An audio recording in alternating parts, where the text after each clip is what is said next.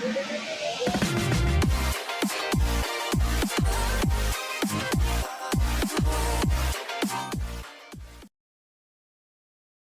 you know most best-selling books launch to an existing audience?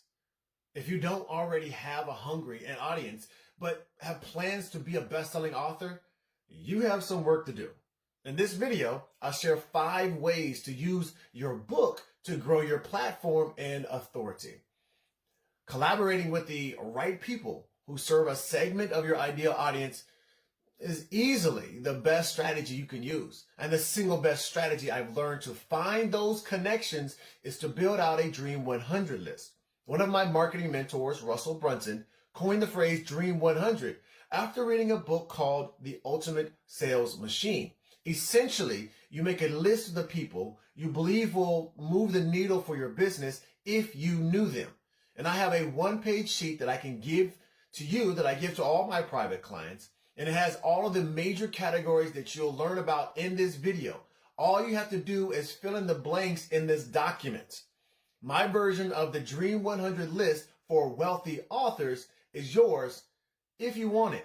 Drop the word DREAM, D-R-E-A-M, in the comments and I'll send it out to you.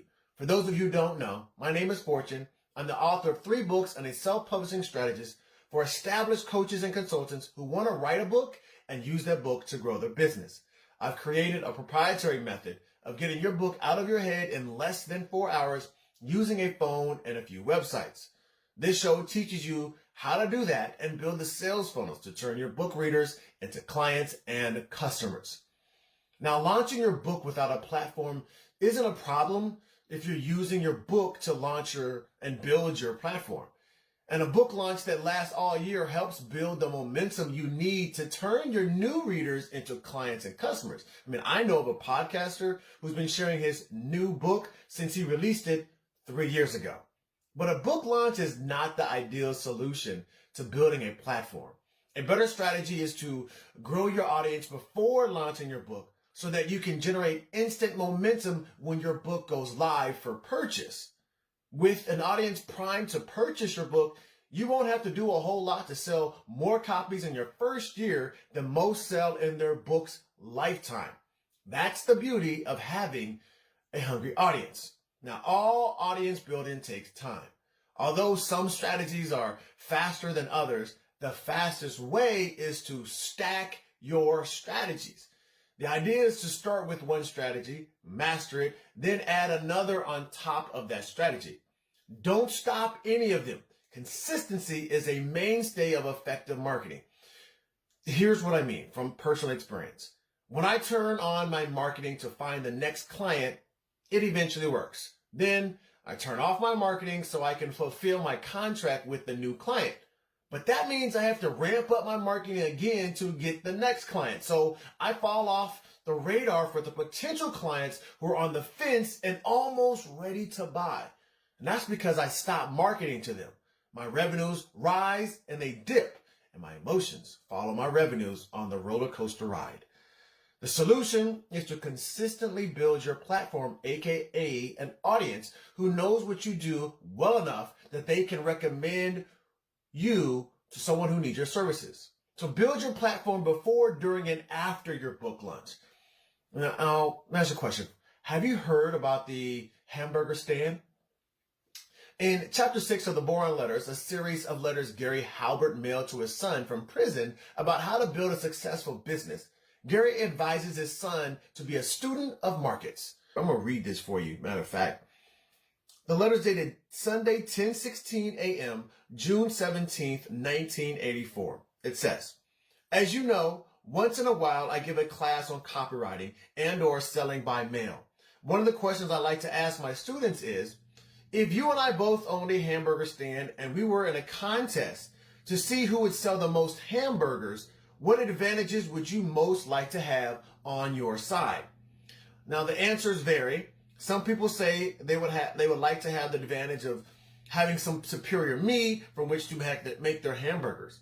Others say they want sesame seed buns. Others mention location. Someone usually wants to be able to offer the lowest prices. And it goes and so on. Anyway, after my students are finished telling what advantages they would most like to have, I say to them, okay, I give you every single advantage you asked for. I myself only want one advantage. And if you will give it to me, I will whip the pants off all of you when it comes to selling hamburgers. What advantage do you want? They ask. The only advantage I want is a starving crowd. Now, Gary goes on to determine, to help his son determine what a crowd's hunger level is. And he goes through a series of possibilities, 1 through 9, and each possibility improves upon the previous one.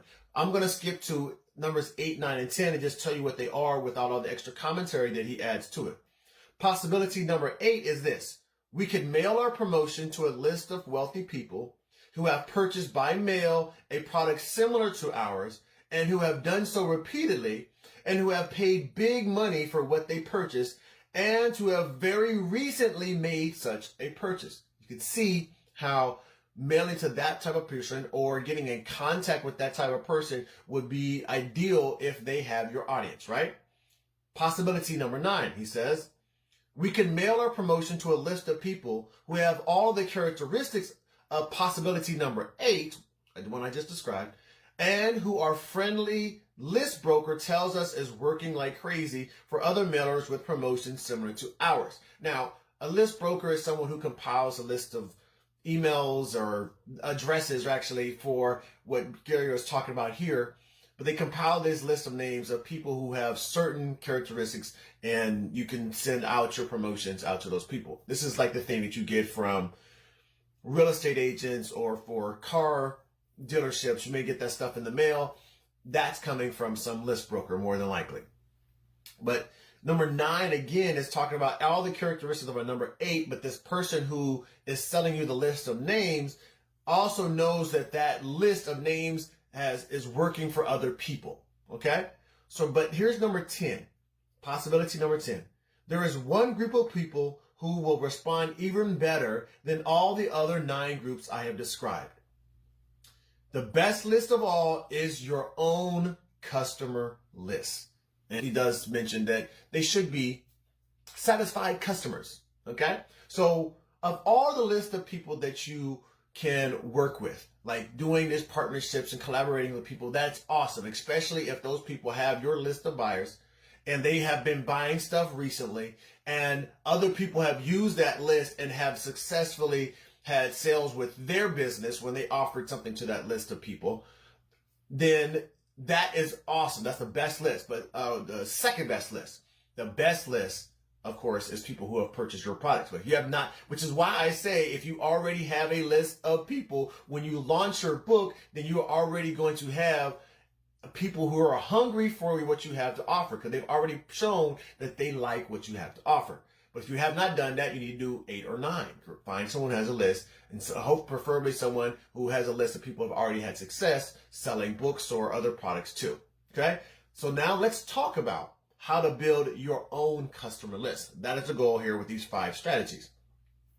So the 5 strategies are websites, social media, live events, guesting, and networking. I'm going to give you some ideas on what these mean and how to use them. 3 different ways on how to use them. Okay. Number 1 is your own website. Yes, in this age, you should have at least your own website. It doesn't have to be real robust, and it doesn't mean you have to have it in the very beginning of your business, but you should have your own website because it's your world and your rules. Now, some of you may argue that you don't have to have the website if you have the list, and that's true. That is absolutely true. You can have a way of collecting names. I know Marie Forleo talking about when she first started beginning her coaching business, she was a dancer. And she would bring to her dance class in New York a legal pad of names, and she would tell some of her students that she was a life coach. And the way she would build her list in the beginning is having them write their names on that list for her to get in contact with them about the life coaching. So obviously she didn't have a website doing that. She would just collect the names. So you don't have to have a website to collect names, but it's good idea in this day and age that you have a website. It's not that difficult to have a website, even if it's just a one-page website showcasing your business, what you have to offer to your ideal clients, and how they can get in contact with you. And of course, giving them an opportunity to get some type of download or to jump on a phone call with you so that you can continue following up with them about how you can help them. Okay? So number one is a website, because it's your world and your rules on that website. You're not worried about anyone else who may or may not let you stay on their page or stay on their social media account or whatever. You control it. So design a hub for everything you do. Design a hub for everything you do, meaning this is where someone can go and find out. You have a podcast, boom, click this link, takes them to the podcast. You have a blog, click this link, it takes them to your blog. You have social media, click this link, it takes you to your social media. If you have an offer for an upcoming event, click this link, it takes them to the page for them to purchase their tickets for that upcoming event. If you have some type of download, click this link, it takes them over here to grab that download from you. If they want to book a call with you, click this link and it takes them to a page to book that call with you. It is a hub for all the things that you have to offer so that people can go to one place and get to whatever they need from you to take the next step on their journey to becoming a customer or purchasing their next item from you as a client. The idea here, again, is to have content on that website. Doesn't mean you have to have a big, robust blog and all that type of stuff, but some type of content that they can consume and get engaged into your world, into your belief systems, your mindsets, the mindset shifts that you believe are necessary for them to get the results that you are offering. Some type of lead capture, meaning a way to build your list, for them to give you their name and their email, or at least their email. But their name and email are better, and then their name, email, and phone number is best. So you can contact them multiple ways and make sure you're able to use your messaging more direct to them, saying a person's name in your messages. Okay, so content, lead capture, and then offers. So what other offers do you have available at that point? If you are a coach for relationships, do you have something that's couples offer? Do you have something that's on how to improve your intimacy? Something like that. Okay, so you are a strength coach. So your strength coach, like, you may have an offer for nutrition. You may have an offer for a type of workout plan, or it might be you becoming some type of virtual or in-person coaching. Okay, maybe you're a business coach and you're offering something for how to set up your business do the legal paperwork and to actually structure your business properly. How to go find your first clients as a business coach, and then how to scale your business, bring in other employees and all that type of stuff. Maybe you have those offers. Okay, so on your website, you're going to have these offers that you have for your ideal customers. So number one is a website, and because of the content, and because of the lead capture, and because of the offers, you are creating your own audience for you to launch your book to. Number two is social media. The world just got smaller. Just think about that. The world just completely got so close that the people on the other side of the world are just a few taps of your thumbs away.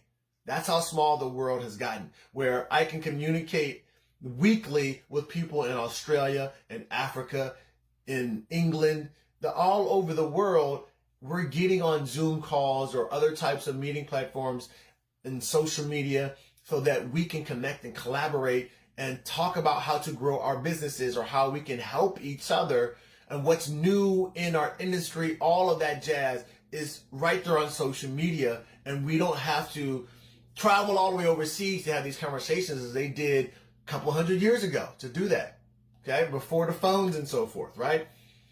But now it's right next to it, so you can share your message for all of the world to see. Literally putting your information out there on social media makes it so anyone who has connection to the internet can see that. And majority of the world has access to the internet. Regardless of the first world, second world, third world, they have access to the internet. It's wild how much opportunity there is out there because of the internet.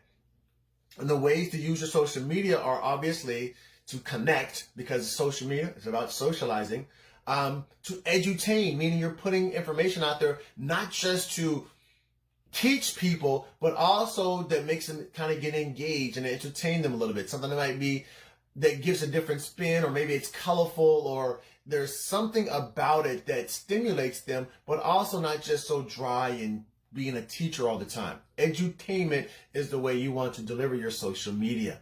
And the third thing here is a way for you to brag about how your clients are doing, or what you've been doing in your business. So you may celebrate your growth of your business, or some certification, or the release of your book, or being on certain stages. So those types of things show your growth. Or you're bragging on your clients who got such and such results. Okay, or you have your clients are bragging on you about how they work with you. Okay, so it's a way for you to brag and for other people to see it out there in the world who are not coming to your website yet.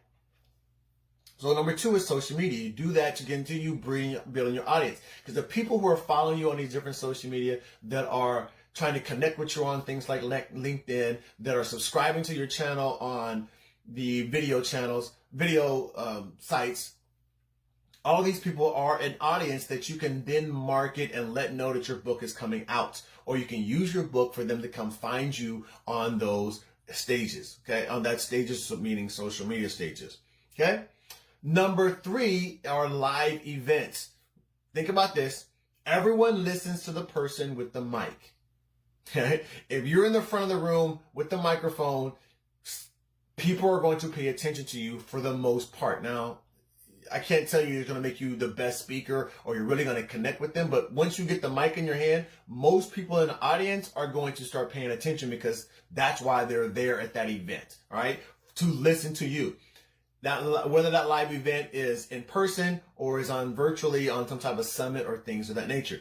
Even right now, if this were live streaming, that would be me on the mic, and people that are tuning into the live stream, they're there to listen to you. So while they're listening to you, there are a few ways of doing this. You can have workshops. All right. That's a way for you to, and when I say workshops, that includes the actual workshop that's got a couple of hours. We're talking about retreats, we're talking about seminars. All of that is under the category of workshops.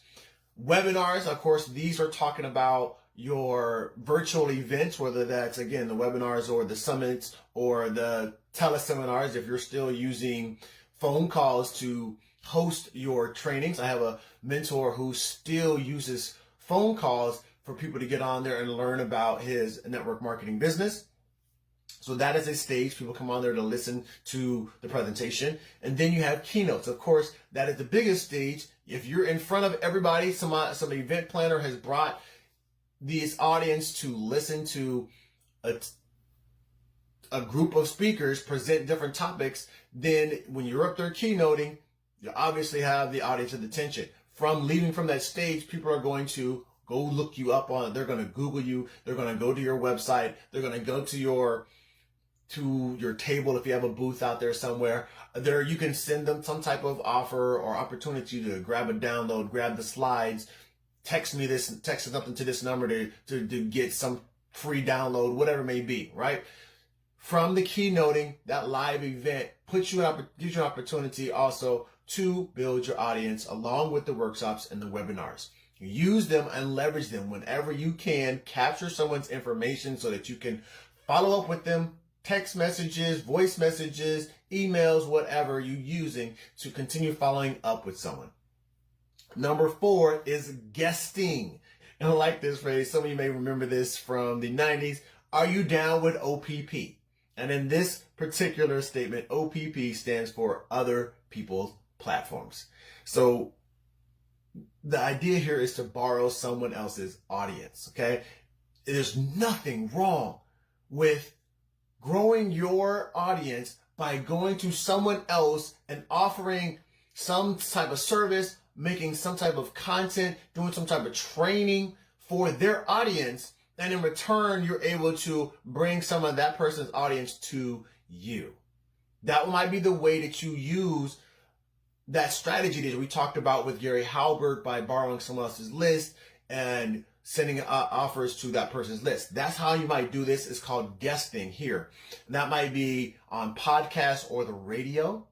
Okay, so the radio host has an audience. The podcaster has an audience. So you're going to go onto their show, present your content, and ask them to come check you out. Okay, that is guesting. News, and the news of the next one, which is TV or print. We're talking about getting actually on TV and having an interview with ABC, NBC, CBS, whatever it may be, you're able to get onto, whatever stage you're able to get onto as far as the news, then you're able to present. And everyone in that tuning into that show is going to find out more about you. If you've done it well, you're going to make an offer, say, oh, you can go grab my book on all the platforms right now that you can, where you can buy a book, or anywhere in the local area to go buy my book at a local bookstore. That might be a way to use it. The same goes for print. That might be press releases, meaning you have articles that are going out that are saying to the news and media that you have released a new book, or that you have some upcoming event, something to promote what you're doing around your book's launch, or for people to know that a best-selling author is in their midst, and they can find, here's how to contact them. Okay, a story about your book or some message with your book connected to it as a potential resource for people to get more information about whatever it is you're teaching in that article. And that article also might be the newspaper. It might be on some type of news site, or it might be in an article in the magazine. Okay, those are all different ways of getting into the news and guesting. Okay, the third way of guesting here is blogs. The people with websites that have articles on the website or blog articles on the websites, you're going to go to them, make an offer to write an article for their audience. That article needs to be good. We're not going to go into details how to create that right now, but it is a way for you to, again, borrow someone else's audience, use someone else's platform for you to build your own audience, you build your own list, okay? So you need to offer some way for them to go to your website, which is a hub for all your information, or to go to your social media, which also includes way for people to grab stuff for you, or to go to a live event that you may be having. Notice how guesting gives you opportunity to use all three of the first ways of growing your audience that just spoke about. Okay, so number 5 is networking. It's about who you know over what you know. Again, who you know takes you further than what you know. I guarantee you know some people who are not as talented as you, but they have done more or been more successful or gone further in their career than you because they connected with the right person, or their family knew the right person. And it is what it is. And whether we're not here to debate on the value, or whether that's a good or bad, the discussion is about you continuing to find those people to connect with so that you can grow and go further yourself. So collaborate with the right people for referrals.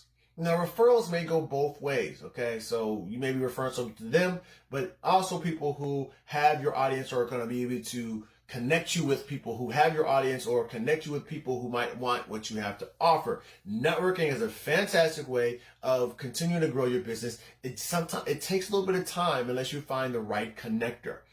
But the ways of using networking are going to Pitch Fest, which means you need to have a clear offer and description of who the person is that you're looking for, your ideal client is, and how you're going to help them with what problem. Have that clear message when you go into your pitch fest, so that when you get up there, do your 60-second spiel or 2-minute spiel or whatever time you have, that people want to connect with you once you leave from the stage or give up the mic or however you're doing your pitch fest, okay? People want what you have to offer.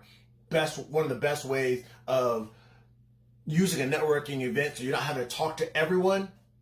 If you have to be able to go to a pitch fest and everyone's listening to you, again, you're in front of this with the mic and you do the right offer to them in front. Again, you have live events. I have brought in a lot of clients from going to live events and then meeting people in the hallways, either before the event, during the break in the event, or after the event, where we may be having lunch or having dinner, things of that nature, where I connect with people who I can actually offer my services too. So I'm not talking about necessarily live events that you're hosting or being a part of yourself. This is about the networking portion of the live event. Okay. Most live events that are larger tend to have some type of networking events, usually like on the first night or the last night of the event, where you can just connect with people and start finding the right collaborations while you're at the event. And you're all there for the similar reason. So make sure if you're going to use this strategy of live events, that you are going to events where your audience is. Not necessarily going to an event for more people who are selling what you are already selling. You're going to an event where someone's training or speaking about a topic that your audience wants. Okay, and you're there speaking to people in the audience to continue growing your list of people who want what you have to offer, your hungry list of buyers. The third way here, again, with networking is social media. When we're talking about social media in this form of networking is going into groups. It is connecting with other influencers so that you can tap into whoever they may know. So also is a way for you to borrow or guest on someone's post. But networking in this sense, again, is if someone gives you a shout out as an influencer, they can now connect you with other people that they may know. Other influencers tend to know other influencers.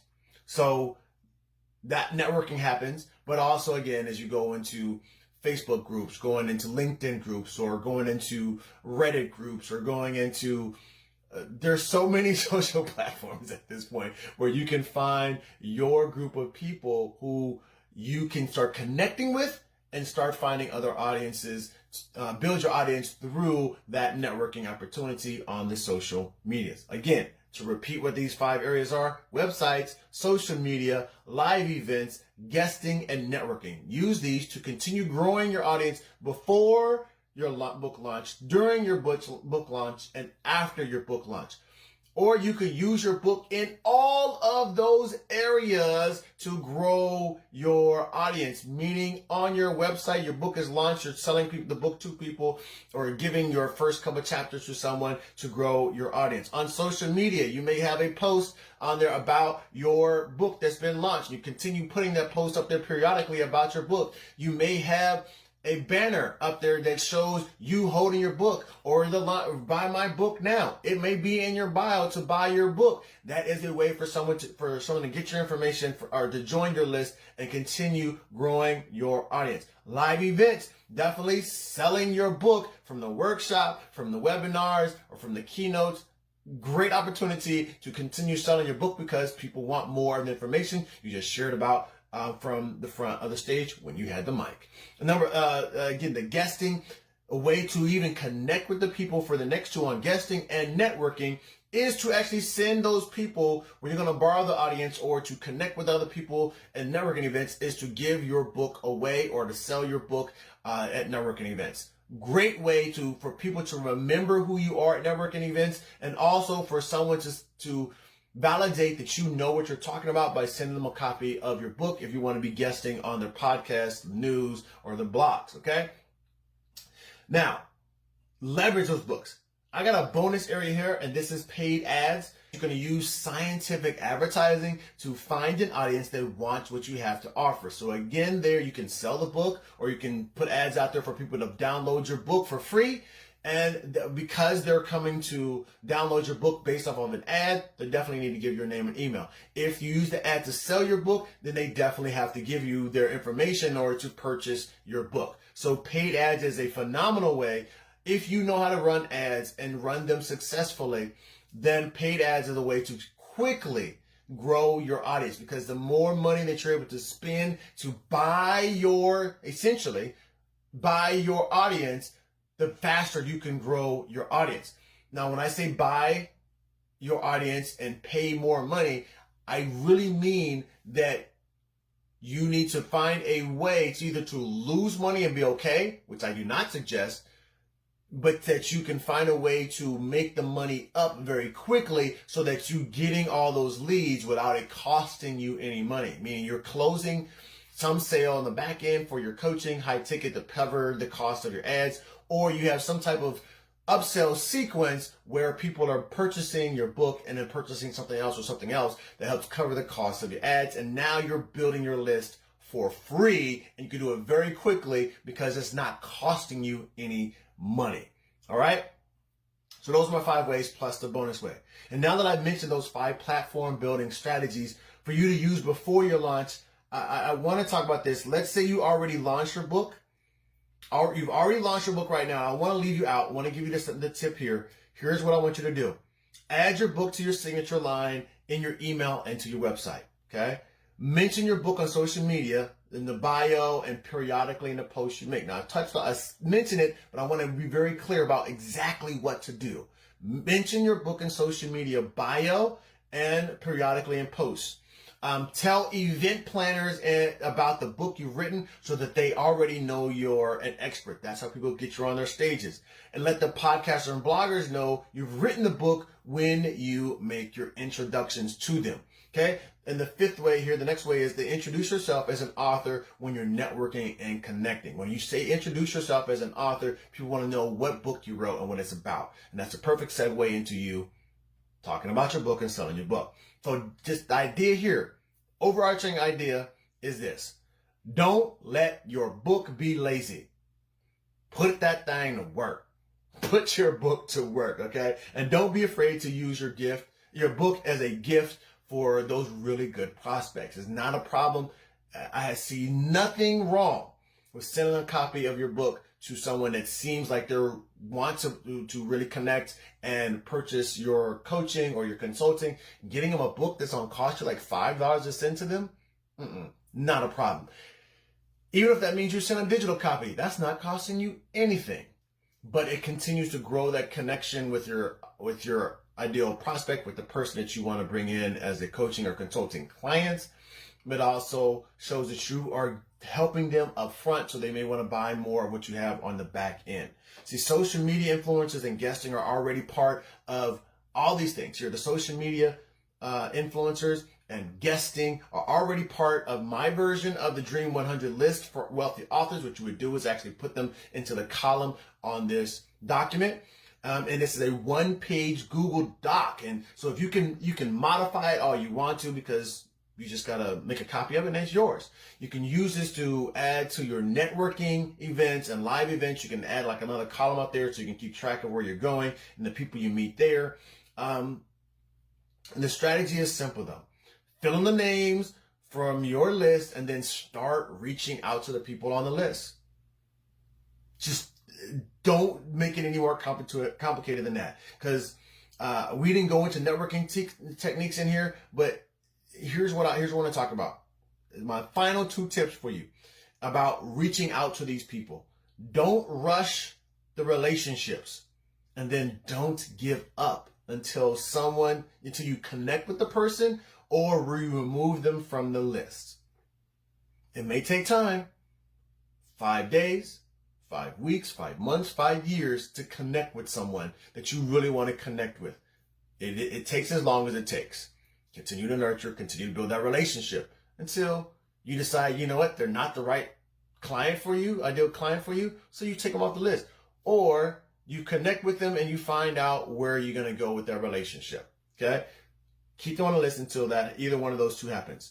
Now, if you want a copy of my version of the Dream 100 list for wealthy authors, so you can start building your audience and using those guest posting and being on other people's shows and being on other people's blogs, or finding influencers that you may connect with, or finding other people to network with because they have your audience. You want to haul in the list and start using Dream 100 list for wealthy authors. Go ahead and drop the word DREAM, DREAM, down in the comments below, and I'll make sure I get a list that over to you, okay, the document over to you. Now, with that being said, you can be, you can do, you can have anything you want in this world. You just got to believe. You can live a life of no doubt, just blessings, and I will show you how. Now, just remember, y'all, you're only one book away from the next breakthrough in your life or in your business, so go out there and make life happen every day. God bless, and I'll talk to you next time.